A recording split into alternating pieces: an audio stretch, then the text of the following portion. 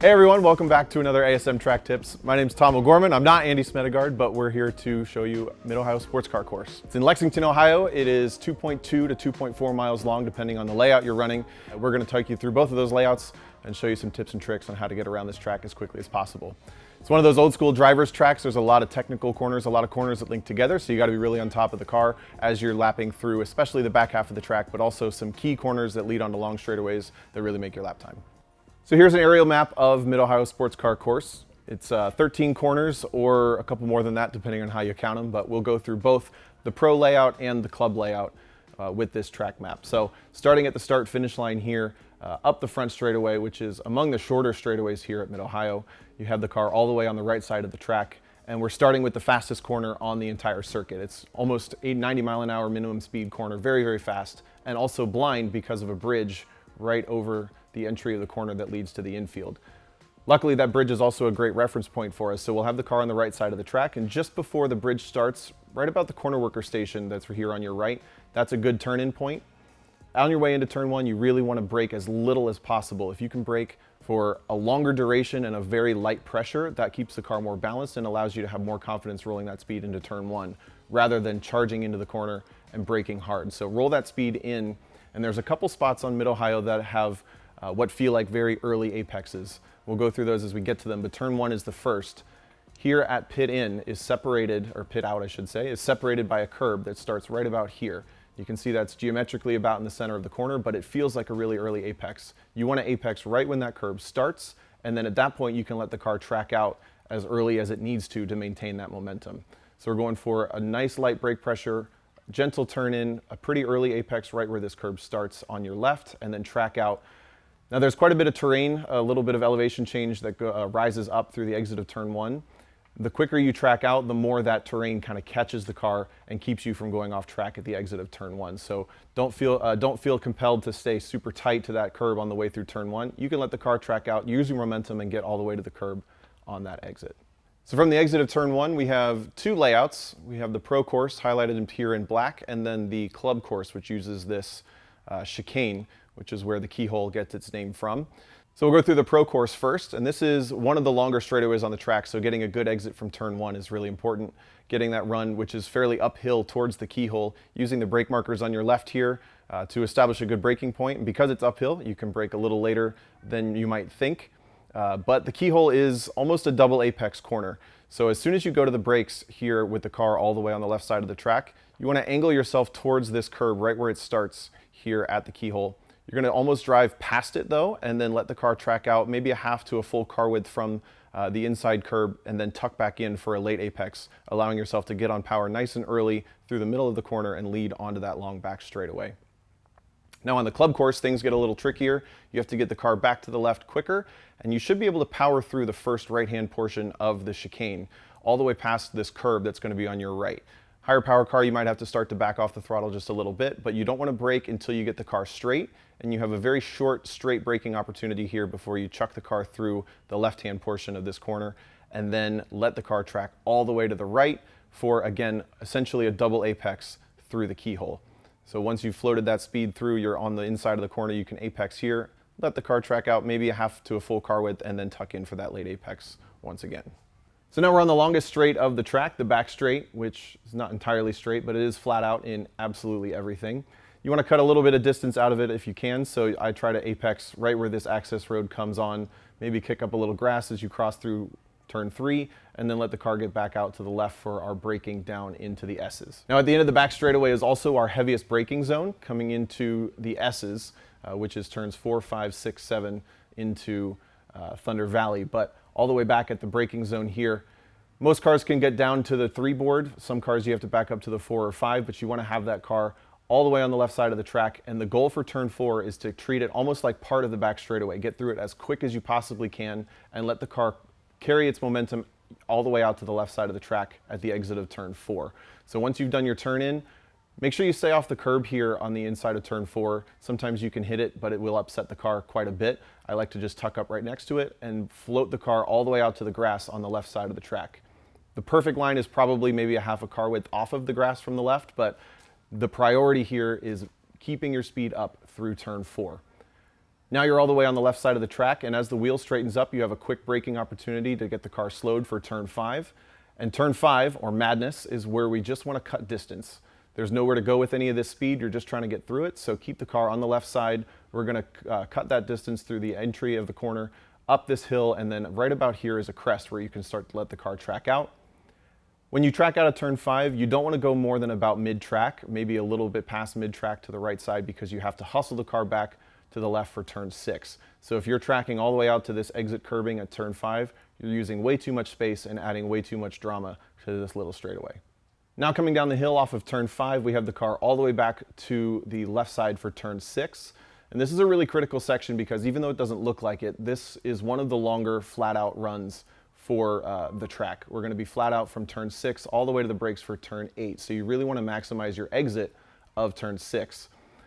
There's no great reference points for where to turn in or brake, but as the wheel is straight, you just go a quick dab of the brakes and throw the car into turn 6, using the sealer through the corner as kind of a reference point to keep your right sides of the car right on that right side of the sealer. Now in a lower car, you want to get to power back as early as possible. You can let the car track all the way out to the left side curbing, and you should be able to stay flat up under the Honda bridge and over the crest towards turn 8, no matter how fast your car is. If it's a little bit lower speed, S2000s, Miatas, older BMWs, Civics, etc., can go flat out no matter where you track out at turn 6. You just got to be a little bit quick with your hands. Now a higher powered car, you want to set up for a little bit more of a late apex. You'll set up a little bit further to the right and then straighten out turn 7 so that you can stay flat out again. But the key there is making sure that you can get on power around the apex of turn 6 and stay on power all the way to turn 9. Now we're coming under the Honda bridge. It's a little bit uphill and very blind, and the key here is you want to draw a straight line from your curb on the left at turn 7 to the curb on the right at turn 8. You're going to have to feel out that flow and the space that you have available there. There's no great reference point at all, but as long as you can kind of come straight over the crest between turn 7 and 8, you'll have plenty of time to realize where you are, kind of apex turn 8 a little bit, and then we get into what is essentially a decreasing radius corner that ends us up into turn number 9. So before we move on to Thunder Valley in the last couple corners, the last thing about the S's, turns 4, 5, 6, 7, and 8, that the biggest mistake people make is just not having fast enough hands. Because you're transitioning from corner to corner between each of these S's, you want to have really quick hands and use the weight transfer to your advantage to throw the car back and forth and be efficient between each of these corners rather than slow hands. So you want to have smooth feet but fast hands through all of these sections. And you'll see in our in-car video what I mean by that. Now back at turn 1, I mentioned that what feels like an early apex. Turn 9 is very similar. We're going to early apex right where the curb starts when we get to this point here on the way into turn 9. So the ideal is to kind of set your steering and use the brakes to slow the car down and get tucked into that early apex at turn 9. You shouldn't have to turn this into multiple corners. Once you get up to speed, the momentum will kind of carry you through nice and smooth. Now we're apexing at turn 9, and there really isn't any amount of curbing on the inside here that's too much. You want to use all the curbing and more even if you can to get the car hooked around turn 9, up a little bit of a hill that'll help catch the car, and then over a big crest. You want to have your hands mostly straight by the time you crest this corner, using momentum to track you all the way out to the left. Now if you need a reference point, there are some trees off on the left side here. If you kind of aim the nose of the car off to the trees and have your nose straight over the crest aimed at those trees, you should end up in pretty much the right spot. Moving on to Thunder Valley, another one of the longer straightaways on the track, but it is setting up to one of the more intimidating corners here at turn 11. So you'll be on the left side of the track coming out of turn 9, probably grabbing a gear up under another one of these bridges, but get the car over to the right where this red guardrail starts along here. You're basically going to try to scrape your passenger mirror right up against that wall on the right side of the track at turn 11. Now turn 11 and turn 1 are very similar corners actually. They're within maybe 2 or 3 miles an hour of minimum speed to each other, but turn 11, because it has a bent entry and is a little bit more blind than turn 1, is more intimidating to carry that speed in. So whatever helps you carry your speed through turn 1 with a light braking zone and floating that speed, transition that to turn 11 as well. You're going to turn in pretty early, and this is our last quote-unquote early apex, where you're going to apex right where the curb starts. It's right about here, so you can see it's almost geometrically centered to the corner, but it feels like a very early apex, and as soon as you get the left front tire to that curb without hitting the curb, you can start to let the car track out towards the carousel. I find the biggest mistake people make is they try to slow too much for turn 11 rather than letting the car track out to the right. They try to do a later apex and not use all the momentum that they could through turn 11. So really trust that your minimum speeds in turn 11 need to be similar to turn 1 and float that speed.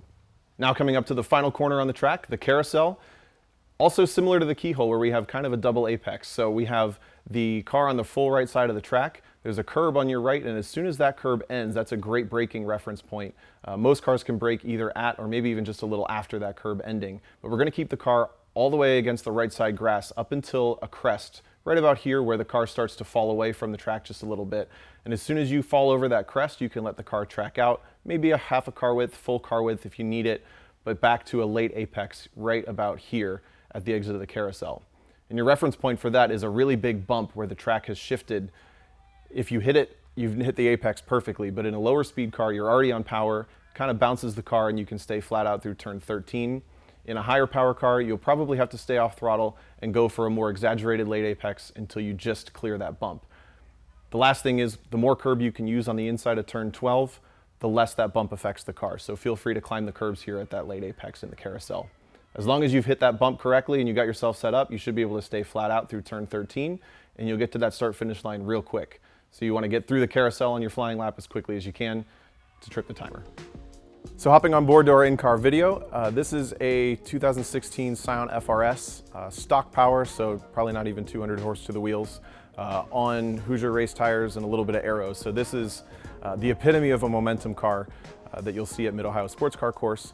We also have an in-car video of a C6 Z06 Corvette with no aero that we're going to link in the description so you can see the differences in how I drive a higher horsepower car versus a momentum car here at Mid-Ohio. So coming onto the front straightaway to start a lap, the car will naturally come out to the right side of the track here. You've got a couple of reference points and our turn-in point is just before the bridge. You'll hear very little braking and almost straight back to some maintenance power, apexing there when the curb starts but washing away pretty early.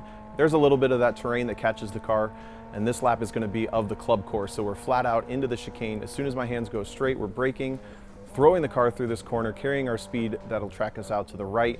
There's our first apex, track out maybe half a car width, and then we'll get back to this second apex. There's a little bit of new pavement there as of 2021 that makes the most cars push for just a little bit, so you have to make sure that you're going to make the exit of that corner. So we'll cut a little distance out of the back straightaway by moving over to the right side of the track before getting back left for the braking zone at turn 4. And coming into the S's, things get real busy.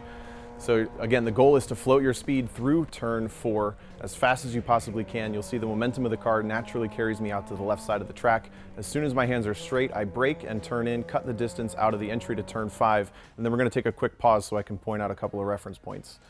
So as you saw, I cut a lot of distance out of turn 5, tracked out just a little bit past center track, and now I'm hustling the car back to the left for turn 6, where we have a bit of sealer that helps us reference where the car needs to be placed. So again, here is a very light brake just to set the weight on the front axle to get the car to turn in at the bottom of the hill. And we want our right sides just to the inside of that dark sealer where it starts. You should have already turned in when it starts, and keep the tires on the inside of that. Get down to the curb. This is a momentum car, so we're going to be on power track all the way to the left. Note the quick hands, really quick steering inputs to get flat out here. Straight line between the curbs at 7 and 8, and then a decreasing radius. You'll see my hands position doesn't change much, but a really early apex at turn 9. Hands straight over the crest and tracking out with a ton of momentum into Thunder Valley. So now we'll get the car all the way to the right, a quick brake and float your speed into turn 11, early apexing right where the curb starts, then tracking out. Keep the car on the right side of the track, right there where the curb ends is a great braking point. And then here through the middle of the carousel, we'll let the car track out, back down to the curb. There's the bump that we talked about as our apex point, and flat out back onto the front straightaway. So that brings us to our scores for Mid-Ohio Sports Car Course. We're going to start with our fun factor. I'm going to give it an 8 on fun factor. There's a couple of really fun sections. There's a couple of buzzkill sections if you don't have the power to get out of some of the slower corners. So it's not a 10 out of 10, but especially the S's, turn 1 is really fast, turn 11 is really fast. Those are really, really fun. Next up is Risk. It's not an entirely safe track. There's a couple spots that can bite you. So I'm going to give it a 7 on the risk factor. And the key here is just knowing your spots. There's a couple of spots that if you spin right, you're into a wall. If you spin left, you're into a field. So making sure that you end up where you don't want to hit a wall. But it is certainly a little bit of a risky track, especially in the rain, which is a whole video in itself. So that brings us to technicality. I'm going to give that an 8 as well. This is one of the tracks in North America that has a lot of corners that link together, and I find that anytime you have those big sequences of corners are when you introduce a lot of technicality that people aren't used to, versus a track maybe like Road America where you have a corner, straightaway, corner, straightaway. That gives you opportunities to reset, where here at Mid-Ohio, if you mess up in turn 4 or 5, the consequences compound through turns 7, 8, 9. It takes a while to get to one of those reset points. And finally, my overall score. Gonna give it an 8. Not gonna lie, it's not my absolute favorite track to drive, but I've been going here since I was 2 years old. It's where I fell in love with racing, so I'm gonna jack it up a little bit there for that overall score of an 8. And I absolutely love coming to this place. It's my home away from home. So those are our tips and tricks for Mid-Ohio Sports Car Course. Obviously, this is a very high-level view of how to drive Mid-Ohio, but if you want to get more in depth, we offer professional coaching services here at ASM, so visit the ASM website, get in touch with us, and we can obviously go way more in depth face-to-face with you if you grab us at the track or you get in touch with us for some coaching services. So good luck at Mid-Ohio Sports Car Course. Hope to see you at the track soon.